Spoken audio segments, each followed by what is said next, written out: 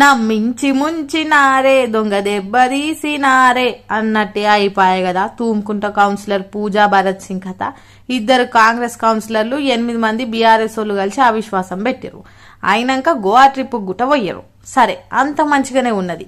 తీరా అవిశ్వాసం పెట్టే టైంకి పూజా భరత్ సింగ్ అవిశ్వాసానికి రాలే. కథం ఇంకేంది, కడమ కౌన్సిలర్లంతా ప్లాకార్డులు పట్టుకుని దొంగ దొంగ అనుకుంటా సాగు డప్పు కొట్టుకుంటా ఊరంతా తిరిగిరు. పైసలు తీసుకుని గిట్ల చేసుడేంది అని ఉన్నోళ్ళంతా తిట్టి పడుస్తురు. అసొంటోడు ముందుగానే చెప్పాలి, పైసలు జోబులో పడ్డాక ఈ ఆటలేంది, మా గనుక దొరకాలే అప్పుడుంటది అనుకుంటా కారాలు మిరాలు నూడుతురు. చూడాలిగా ఈ కథ ఏడుదాకా పోతుందో. మళ్ళా తర్వాత మీటింగ్ పెట్టుకుంటే ఫస్ట్ భరత్ సింగ్ వచ్చిండు, నేను పెడతా సైన్ అని పెట్టిండు. సరే ఫార్మాలిటీ ఏముందో తీసుకుంటూ వచ్చిన తర్వాత విషయం వస్తా అని మోసం చేయడం మాత్రం కరెక్ట్ కాదు. ఎప్పుడు ఫోన్ చేసినా వచ్చిండు, మిగతా కౌన్సిలర్ ఆయన్నే మాట్లాడిచ్చిండు, తీసుకున్నారు. చైర్మన్కు అవిశ్వాసం పెడతాడు, వైస్ చైర్మన్కి అవిశ్వాసం పెడతాడు. ఇంకోటి వాళ్ళది చైర్మన్ వైస్ చైర్మన్ పోకడ ఎట్లుందంటే ఒక ఆయన గోదాంల మీద పడ్డాడు, ఒక ఆయన రోడ్ల మీద పడ్డాడు. ఈ రోడ్ల మీద అక్రమంగా ఉన్న బిల్డింగ్లు కానీ అవి కానీ ఇవి కానీ దంచుకొని ఇవి తెలుసుకుంటారు తప్ప మా మున్సిపాలిటీ ఇంత పెద్ద ఊరు మున్సిపాలిటీ ఇంచుమించు 25,000 జనాభా ఉంటుంది ఇక్కడ తుమ్కూరులో. ఆ చెత్తకుండ అట్లనే ఉంది. ఈ పక్కకున్న నల్లగుండ దగ్గర శ్మశాన వాటికల స్నానాలు చేయడానికి నీళ్ళు లేవు, మహిళలకు బట్టలు మార్చుకొని గదులు లేవు. 4 ఏళ్ల నుంచి చెప్తున్నా ఆయనకు, చైర్మన్కి చెప్తున్నా, వైస్ చైర్మన్కి చెప్తున్నా. ఆ కమిషనర్ కూడా అంతా కుమ్మక్కయి ఏమున్న బిల్లులను రాసుకొని వాళ్ళే తీసుకొని చేసుకుంటారు. ఇంకోటి పక్కని పట్టించుకునేది లేదు సార్, పైసలు ఇవ్వకున్నా సరే అట్లీస్ట్ పనులను వేయాలిగా, మాకు చేసే పనులను కనీసం వసతులను కల్పించాలి కదా ఊరుకు. నువ్వు ఏ ఒక్కళ్ళు ఈ ఊళ్ళో ఏ ఒక్కరిని అడిగినా సరే వాడ శ్మశాన వాడికలు నీళ్ళు ఉన్నాయో అడుగు.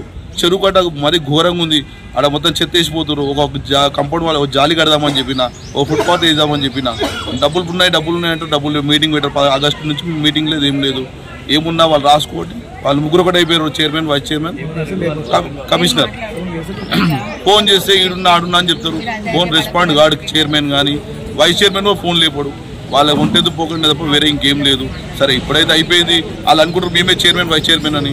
మేము 10 మంది ఉన్నాం, మమ్మల్ని ఏం చేస్తాడో చూస్తాం, ఎట్లా మీటింగ్ చేస్తాడో ఏం చేస్తాడో. ఇప్పటిదాకా జరిగిన పనులన్నా ఈ ఏడాది మాకు టైం తీసుకొని మేమన్నా పనులు చేసుకుంటాం. నాకు ఆఫర్ ఇచ్చిండు, నీకు ఎంత కావాలో చెప్పని ఆఫర్ ఇచ్చిండు. అరే నాయన నీ డబ్బులు నాకేమొద్దు, నాకు పనులు కావాలని చెప్పి వచ్చినా అని చెప్పిన. నేను పార్టీలు పక్కకు పెట్టి మా ఊరు డెవలప్ అవుతుందని మా ఊరైనా సపోర్ట్ చేద్దామని పోయినాము. పార్టీలకు అతీతంగా కాదు, పార్టీలకు అతీతంగానే వచ్చినాం మేము. ఇప్పుడు కాంగ్రెస్ పార్టీ అవే పార్టీలకు అతీతంగా వచ్చిన నేను వచ్చిన నా విషయం చెప్తున్నా, మిగతా వాళ్ళు చెప్తున్నా నా విషయం చెప్తున్నా. నేను పార్టీలకు అతీతంగా వచ్చి మా ఊరు డెవలప్ అవుతుంది, మా ఊరైతే మా ఊరు చైర్మన్ ఇంత పెద్ద ఊరు చైర్మన్ లేదు, ఆయన ఉన్న కాడికి అమౌంట్ తీసుకొని అక్కింపేట సింగపల్లినే పెట్టుకుంటారు తప్ప మా ఊరు డెవలప్ చేసి నేను 4 ఏళ్ళ నుంచి అభివృద్ధి ఏంది ఏం లేదు. ఏమున్నా రోడ్ల మీద ఉన్న బిల్డింగ్లు మరమ్మతులు చేస్తున్నారు, పైసలు తీసుకుంటారు. మాకంటే ఎక్కువ మీకే తెలుసు, మీకు చెప్పే అవసరం లేదు. మాకంటే ఎక్కువ అవిశ్వాసం పెట్టడం జరిగింది. 11 మంది కౌన్సిలర్లు ఏకగ్రీవంగా అందరూ సంతకాలు చేసి కలెక్టర్ ఆఫీస్కి కంప్లైంట్ చేయడం జరిగింది. ఇందు మూలంగా 18 రోజులు మేము క్యాంపులో ఉండడం జరిగింది.